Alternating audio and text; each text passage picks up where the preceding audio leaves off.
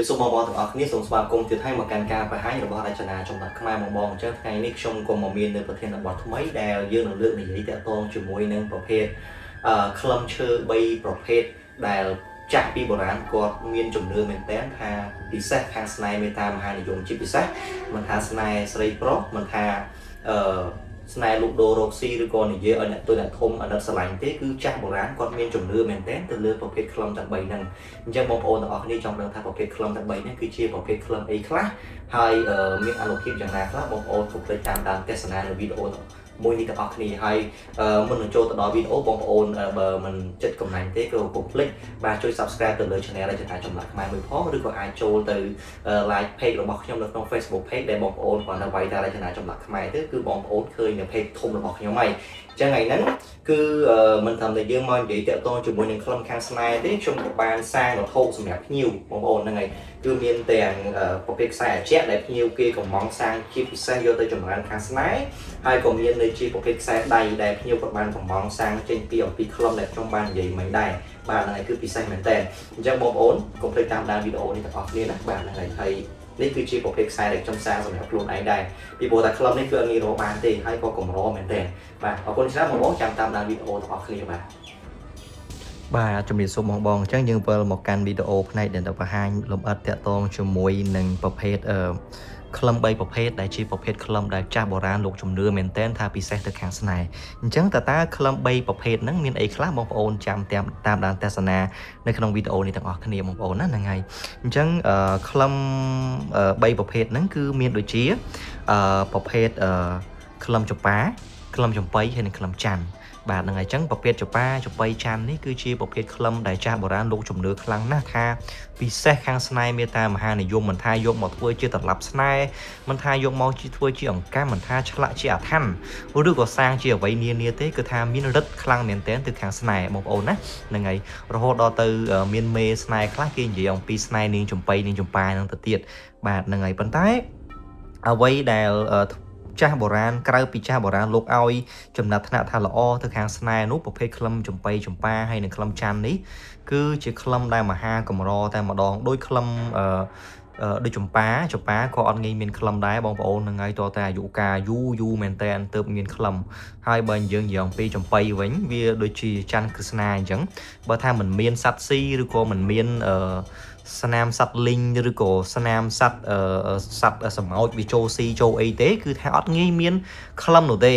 បាទហើយបើនិយាយអំពីច័ន្ទវិញបាទច័ន្ទនេះគឺយើងចង់សំដៅទៅលើប្រភេទច័ន្ទប៉ែនច័ន្ទដែលយើងហូបផ្លែណាបងប្អូនហ្នឹងហើយបាទប្រភេទច័ន្ទហ្នឹងក៏ក្លឹមរបស់វាគឺខ្លាំងពិសេសខាងស្នេហ៍ផងដែរបាទប៉ុន្តែมันងាយមានទេដើមមកអោបអីជួនកាលកាប់អត់មានក្លឹមទេបាទ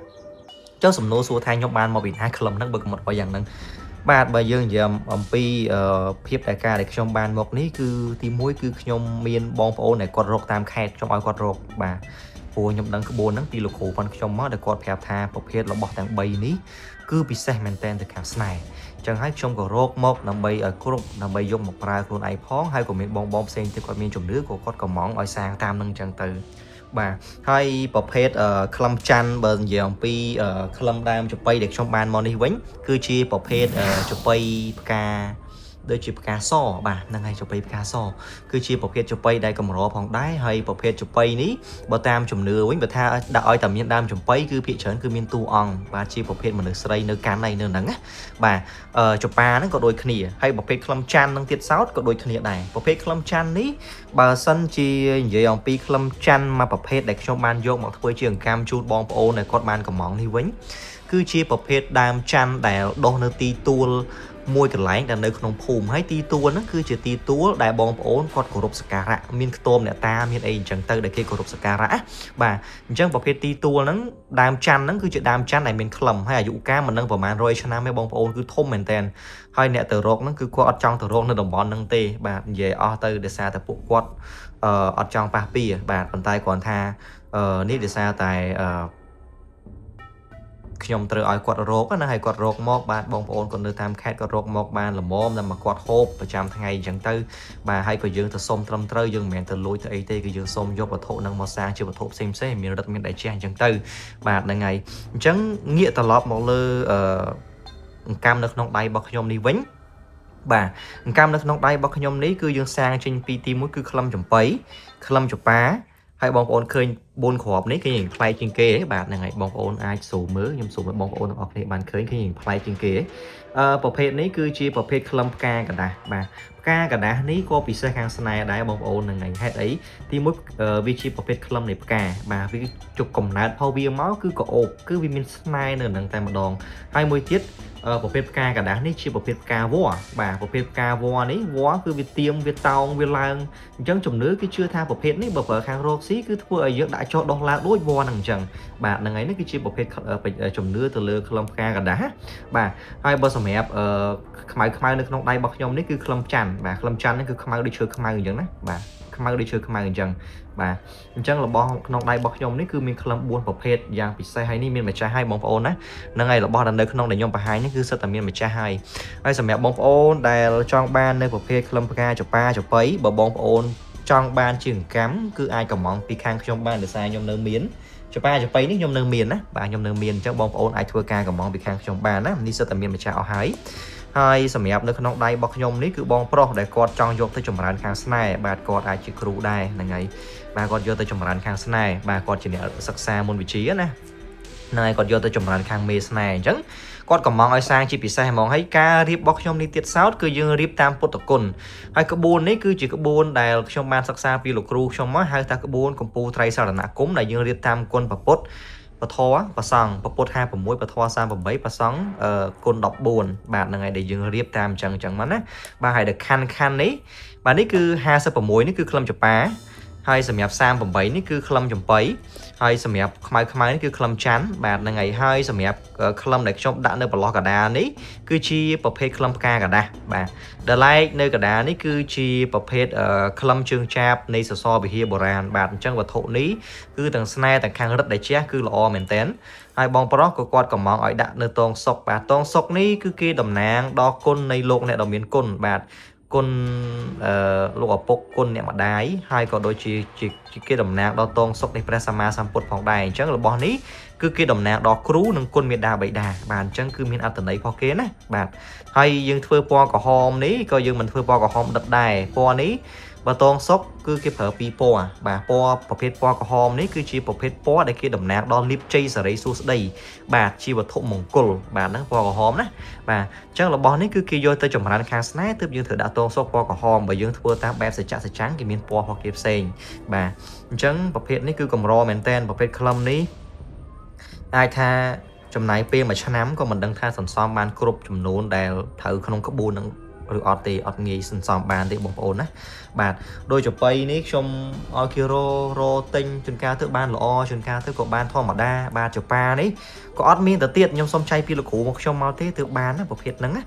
ให้จำเนื้อแต่เลือคลำจำไปจำปานี่ปีโบราณมอกกิโจจัดยอคลำจำไปจำปานี่ยอมาทัวร์ชีดดันลับสไนโดยท่า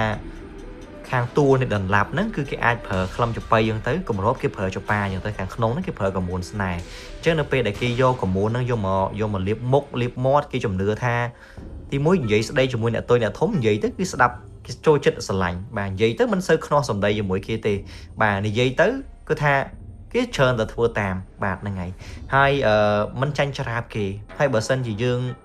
chỉ phở chỉ sniper pro mấy cái đây dương slide nhận nam mà nè có dương ai phở nữ sniper thằng họ nắng đầm bay vậy tới ở kia bà tôn chất kia ở kia nghĩa mà lơ trôi chất slide dương này bà bàn tay sniper một hết ní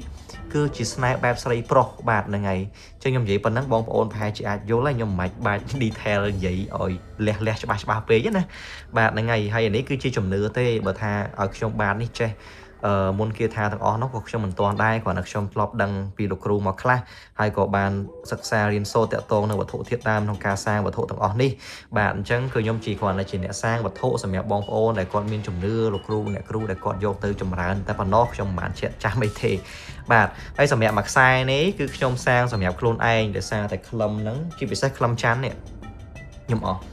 จนสอบดมตุ้ยเหมือนแต่ในยังกว่านั้นฉละยังอาจโยมมาสร้างจึงการบานนะบางจังยมก็ធ្វើមកខ្សែនេះຕົកសម្រាប់បងប្អូនដែលចង់បានកាំបែបហ្នឹងហើយចង់កំងសាងពីក្លឹមចប៉ាចប៉ៃខ្ញុំនៅមានអាចធ្វើជូនបានផ្កាកដាក៏អស់ដែរផ្កាកដាផ្ញើទៅគឺធ្វើមកឡេវអស់លីងតែម្ដងបាទហ្នឹងហើយអត់មានទៀតទេហើយយើងសល់តែម្ដុំខ្ញុំសល់ម្ដុំទៅគ្រាន់ឆ្លាក់រូបផ្សេងដើម្បីទុក ថែរក្សាណាបាទហ្នឹងហើយហើយបាទអញ្ចឹងបងប្អូនដែលមានជំនឿហើយចង់បានប្រភេទកម្មកំងបានកម្មដូចខ្ញុំនិយាយអញ្ចឹងចប៉ីចប៉ាកំងបានហើយបើសិនជាការបកស្រាយរបស់ខ្ញុំនេះមានការទើសទាល់ឬក៏លើសខ្វះកន្លែងណាក៏សូមបងប្អូនជួយបំពេញបន្ថែមបាទហើយនេះគឺគ្រាន់តែខ្ញុំចង់មកបង្ហាញតទៅជំនឿទៅលើក្លឹម3ប្រភេទទី1គឺមានចប៉ីចប៉ាហើយនិងច័ន្ទដែលជាប្រភេទក្លឹមដែលចាស់បុរាណលោកជំនឿខ្លាំងថាជាក្លឹមដែលពិសេសខាងស្នេហ៍បាទហ្នឹងហើយអញ្ចឹងបើបងប្អូននៅតាមស្រុកតាមភូមិបើសិនជាបងប្អូនរកបានហើយបងប្អូនទុកយកមកគោរពចោះមិនខកបំណងទេប្រភេទនេះគឺចាស់បុរាណយើងគឺលោកជំនឿណាស់បាទហ្នឹងហើយគ្រាន់តែយើងយកមកសាជាវត្ថុមង្គលផ្សេងណាបាទទុកគោរពទុកថែរក្សាអញ្ចឹងទៅបាទអញ្ចឹងការបង្ហាញរបស់ខ្ញុំនេះក៏អស់ហើយបងប្អូនដែលចង់បាននៅប្រភេទកមូនដែលល្អសម្រាប់យើងយកមកលាបលើវត្ថុស័ក្តិសិទ្ធិជាពិសេសកម្មចេះបើយើងមានកម្មអញ្ចឹងមួយខ្សែយើងមានកមូនចេះមកខ្លងទៅយើងទុកលាបនៅពេលដែលយើងចង់ឲ្យវត្ថុនោះការរឹតការអនុភាពអញ្ចឹងទៅឬក៏បងប្អូនមិនចូលចិត្តប្រើកមូនទេចង់ចូលចិត្តប្រើតាក់ទងជាមួយនឹងប្រេងក៏ខ្ញុំមានដែរនេះគឺជាប្រេងដែលខាងខ្ញុំសាងដោយផ្ទាល់ដៃដែលសាងដោយកិច្ចលោកគ្រូបានខ្ញុំហើយប្រភេទប្រេងនេះគឺជាប្រភេទប្រេងដែលជារូបមន្តយើងសាងឡើងតាមបែបលោកគ្រូអ្នកគ្រូពីបុរាណដែលគាត់ប្រើអញ្ចឹងនេះគឺជារូបមន្តរបស់គ្រូដែលគេប្រើអញ្ចឹងបើសិនជាបងប្អូនចាប់អារម្មណ៍ចង់បានក៏អាចជឿពីខាងខ្ញុំបានណាបាទអរគុណច្រើនបងប្អូននឹងឲ្យជម្រាបលា